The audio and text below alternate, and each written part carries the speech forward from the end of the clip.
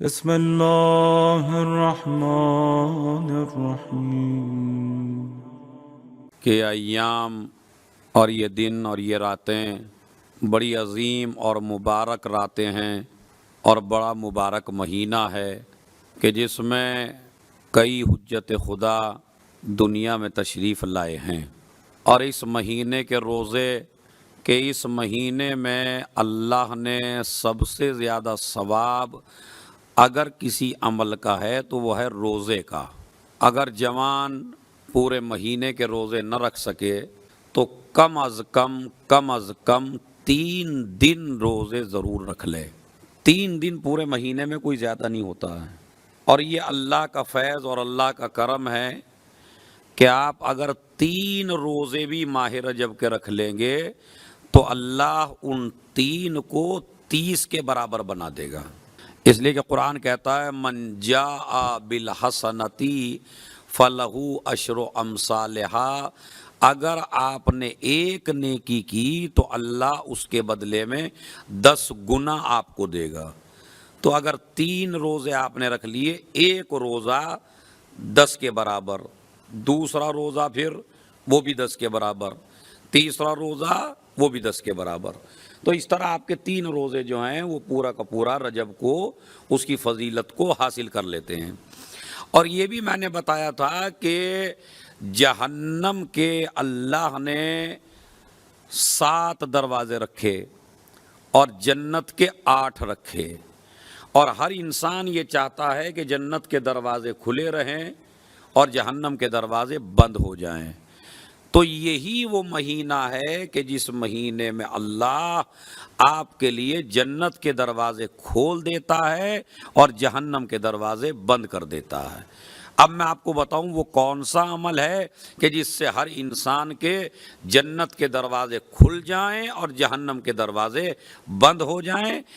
سب سے پہلے تو میں نے آپ کو کہا کہ جوان اگر بہت ہی زیادہ روزوں سے بچنا چاہتا ہے تو کم سے کم میری ماں بہنیں جہاں جہاں یہ محفل سنی جا رہی ہے وہ آج کا یہ تحفہ سمجھ کے کہ کم از کم کوشش کریں 3 روزے تو رکھ لیں، اور اگر شروع میں 3 روزے نہ رکھ سکے تو ابھی یہ جو عظیم تاریخ آ رہی ہے 13 رجب، 14 رجب، 15 رجب، ان ایام بیز کہتے ہیں، نور کے دن ہوتے ہیں یہ، ان میں ہی جناب آدم کی توبہ قبول ہوئی تھی، یعنی جو 3 دن 13، 14، 15۔ تو اگر آپ نے شروع میں نہیں رکھ پائے ہیں تو 13 کو رکھ لیجئے، 14 کو رکھ لیجئے، 15 کو رکھ لیجئے۔ اچھا یہ اتنا بڑا مشکل کام نہیں ہے کہ جسے آپ نہ کر سکتے ہوں، مطلب ایک تو ہوتا ہے کہ بہت بڑا مشکل ہے وہ آپ نہیں کر سکتے، لیکن یہ روزہ 3 روزہ رکھنا ایک جوان کے لیے، اور اگر آپ یہ کہیں ابھی تو میں جوان ہوں بعد میں رکھ لوں گا، تو جو اب نہ رکھ سکا وہ بڑھاپے میں کیا رکھے گا؟ بھائی روزہ بھی جوان ہی سے اچھا لگتا ہے، بڑھاپے میں تو آپ کی حالت ہو جائے گی کہ آپ پانی کے بغیر رہ ہی نہیں سکتے، نہ جانے کیسے کیسے مرض لگ جاتے ہیں آدمی کو، تو آدمی سے روزہ ہی ساقط ہو جاتا ہے، کفارے پہ آ جاتا ہے آدمی۔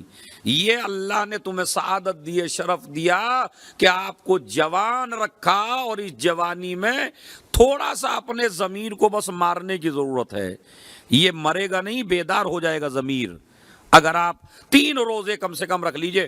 اور وہ جو میں نے عمل بتایا رجب کا، وہ بہترین عمل کیا ہے کہ کم از کم 7 روزے یا 8 روزے، 3 تو ہیں ہی، لیکن 7 اگر کر لیں یا 8 کر لیں تو اس سے آپ کو دیکھیے ایک عجیب چیز معصوم نے فرمایا، جو انسان ماہ رجب میں 7 روزے رکھ لے تو اللہ ہر روزے کے بدلے جہنم کا ایک دروازہ بند کر دیتا ہے۔ جہنم کے 7 دروازے ہیں، لہذا 7 روزوں سے رجب کے مہینے میں جہنم کے 7 دروازے بند کر لیجئے۔ وہ چھوٹا عمل ہے، یعنی جہنم کے 7 دروازے بند ہو جائیں گے اگر آپ 7 روزے رکھ لیں، اور اگر 8 روزے رکھ لیں تو اب کمال دیکھیے، آپ 8 روزوں میں آپ کو دونوں چیزیں حاصل ہو جائیں گی، جہنم کے 7 دروازے بند بھی ہو جائیں گے اور جنت کے 8 دروازے کھل بھی جائیں گے۔ تو یہ اب آپ کے اختیار میں ہے، اللہ نے دروازے بنائے، اللہ نے دروازوں کا کھولنا تمہارے اختیار میں رکھا ہے۔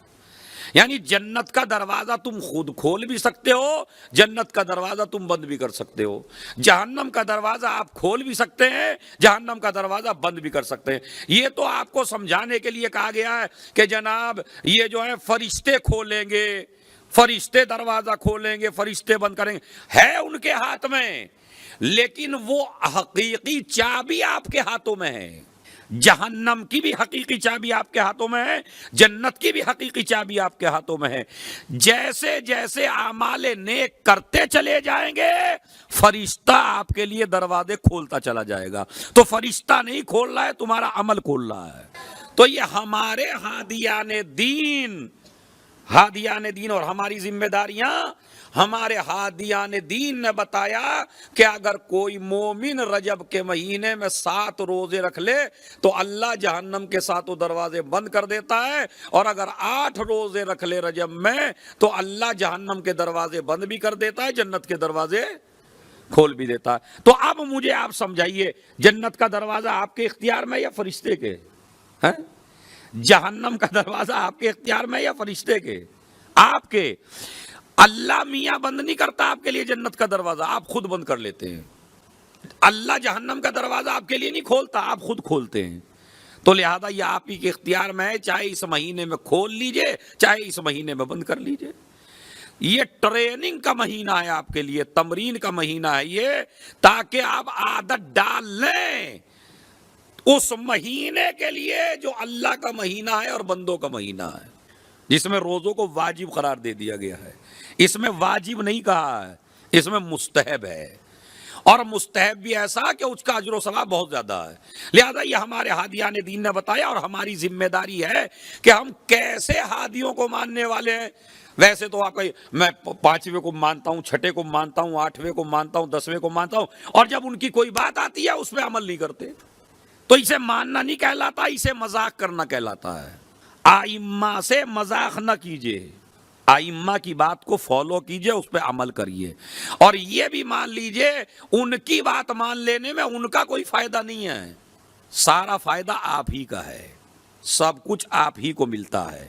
عزیزوں، میں ایک جملہ کہتا ہوں مستقل محفلوں میں کہ آپ کے نعرے لگانا علی کی فضیلت میں کوئی اضافہ نہیں کرتا، آپ کا خاموش بیٹھ جانا علی کے فضائل میں کوئی کمی نہیں کرتا، جو بھی فائدہ ہے وہ آپ کی ذات کے لیے ہے۔ آل محمد کا جس طرح اللہ کا کوئی فائدہ نہیں ہے تمہارے نماز تمہارے روزے سے، تو لہذا ہمارے ہادیان دین نے ہمیں بتایا اس پر عمل۔ صدقہ زیادہ سے زیادہ دیجیے، صدقہ صدقہ ہمارے ہاں کچھ بعض لوگ جو ہیں، روایت میں موجود ہے، میں بتا چکا ہوں، ایک سب سے پہلے روزہ، رجب کے اعمال میں سب سے پہلے روزہ نہ دے سکے تو صدقہ نہ دے سکے تو وہ تسبیح۔ اچھا، صدقے کا بھی مفہوم ہمارے ہاں تھوڑا سا کچھ عجیب سا ہے، اور وہ کیا ہے وہ سن لیجئے۔ ہم سمجھتے ہیں صدقہ صرف پیسے کا نام ہے، کہ ادھر جیب سے کچھ نکلا اس کا نام صدقہ ہے۔ یہ بالکل غلط سمجھایا گیا آپ کو۔ صدقہ محدود نہیں ہے خالی پیسہ دینے میں، نہیں۔ اگر میں آپ کے پاس مشورہ لینے کے لیے آیا اور آپ نے مجھے صحیح گائیڈ کر دیا تو یہ صدقہ ہے۔ بات سمجھ رہے؟ یہ صدقہ ہے، یعنی کسی نے، ایک مومن نے آپ سے اچھا مشورہ لیا اور آپ نے اس کو اچھا مشورہ دے دیا، یہ کیا ہے؟ صدقہ ہے۔ کسی کو آپ نے اچھی بات بتا دی، صدقہ ہے۔ راستے میں جا رہے تھے، ایک پتھر پڑا ہوا تھا، خالی اس نیت سے ہٹا دیا کہیں ایسا نہ ہو کسی مومن کو چوٹ لگ جائے، تو یہ پتھر ہٹانا صدقہ ہے۔ تو صدقہ خالی پیسے دینے کا نام ہی نہیں ہے کہ جیب سے نکالیے اور دیجئے، تو صدقے کئی ہیں۔ تو صدقہ دیجئے بارگاہ خدا میں، صدقہ نہ دے سکے تو وہ تسبیح پڑھیے، جو میں بتا چکا ہوں، ریپیٹ نہیں کرنا چاہتا ہوں میں۔ تو لہذا صدقے کا مفہوم بھی میں نے آپ کو سمجھا دیا۔ کل کی بات یہاں تک پہنچی تھی کہ ہمارا یہ نوا امام جواد علیہ الصلوۃ والسلام، اس کے 2 لقب ہیں۔ اب یہاں سے آپ میرے ساتھ جڑیں گے تو میں آگے بڑھوں گا۔ کتنے لقب ہیں ہمارے امام کے جو مشہور ہیں، دعائے توسل میں موجود ہیں؟ 2۔ کون کون سے؟ ایک تقی اور ایک جواد۔ جواد کسے کہتے ہیں؟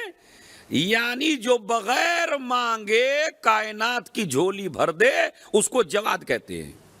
ہمارا کوئی ہر امام سقی ہے، ہر امام کریم ہے، لیکن جو خاص لقب ہے تمہارے نوے کا وہ ہے جواد، یعنی بہت زیادہ عطا کرنے والا، بہت زیادہ دینے والا، اور خالی دوستوں کو دینے والا نہیں، اگر دشمن بھی مانگنے آ جائے تو اسے بھی دینے والا، یا ضرورت محسوس کر لیں کہنے بھی نہ آئے، اور یہ اللہ کی صفت ہے، یہ کسی بندے کی صفت نہیں ہے، یہ اللہ کی صفت ہے۔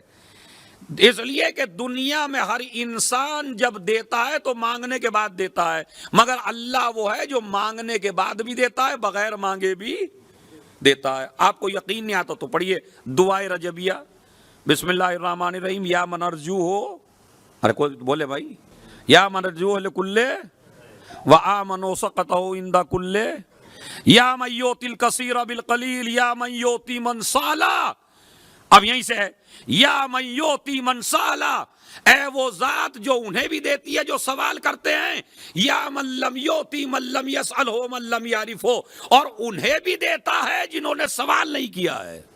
اب آپ نے توجہ کی جواد کے معنی کیا ہیں؟ اللہ بھی جواد ہے، یعنی وہ بھی دیتا ہے بغیر مانگے۔ آپ میں بتاؤں پھر شرم محسوس کس سے کرنی چاہیے ہمیں؟ جو بغیر مانگے دے اس سے شرمانی چاہیے، یا جو مانگنے پہ بھی نہ دے اس سے شرمانی چاہیے؟ بتائیے۔ جو مانگنے پہ بھی دے دے اور مانگے بغیر بھی دے دے۔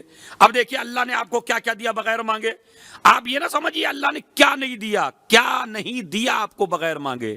مثلا اللہ نے آپ کو انسان بنایا، گھوڑا بنا دیتا، بیل بنا دیتا، بکری بنا دیتا، ہرن بنا دیتا، یہ جو یہاں ماشاءاللہ لبنانی ہوٹلوں میں گھومتا ہے، اگر یہ بنا دیتا ہمیں تو جس طرح ہم مزے لے لے کے کھاتے اسی طرح وہ ہمیں کھاتے۔